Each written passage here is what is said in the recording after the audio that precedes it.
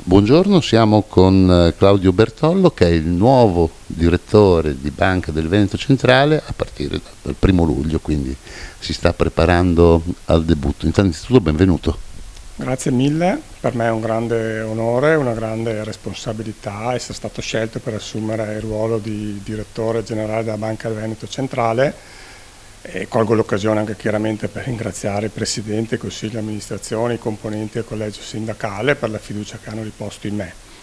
Come ha detto il direttore generale Mariano Bonato, i numeri della banca sono ottimi, gli indicatori gestionali sono in continuo miglioramento anno dopo anno, quindi il mio obiettivo di gestione sarà quello di una continuità, però allo stesso tempo guardando anche alle nuove sfide, ai nuovi scenari che il contesto economico e la situazione in generale ci proporranno.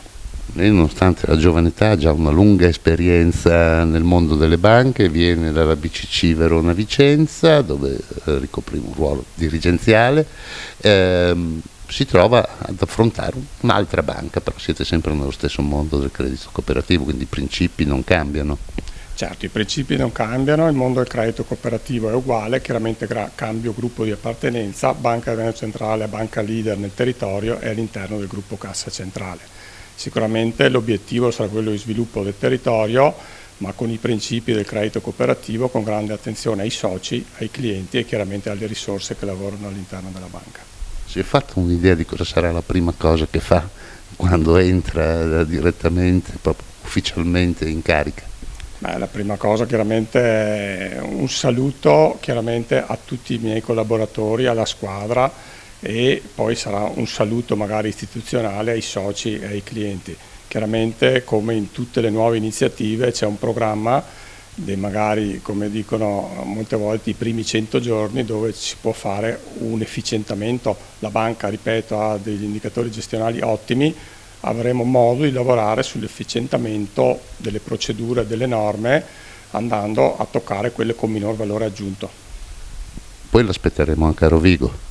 Certo, verrò volentieri a Rovigo, sicuramente uno degli obiettivi è appunto quello di visitare tutte le filiali e tutte le sedi della banca, tra cui anche Rovigo. Le banche di credito cooperativo hanno questa vocazione di essere vicine al territorio, di essere le banche del territorio. Poi è un'epoca in cui altri generi di banche si allontanano dal territorio riducendo le filiali o razionalizzando gli interventi. Voi come vi ponete di fronte a questo tema? Le filiali restano importanti nel vostro progetto? No, le filiali restano fondamentali. Come dicevo prima, dovremo cercare un efficientamento delle attuali filiali, rendendole smart, rendendole sempre più digitali, ma sicuramente la filiale rimarrà il punto principale per il contatto con il territorio, quindi noi lavoreremo molto nelle filiali con i gestori per renderle efficienti e per essere a contatto diretto con i soci e i clienti del territorio. Direttore, grazie dell'intervista, buon lavoro, e lei non va in ferie perché... Io non vado in ferie, ringrazio lei e sicuramente mi aspetterà un periodo di intenso lavoro, ma lo farò con motivazione e grande passione. Grazie mille e alla prossima occasione. Grazie.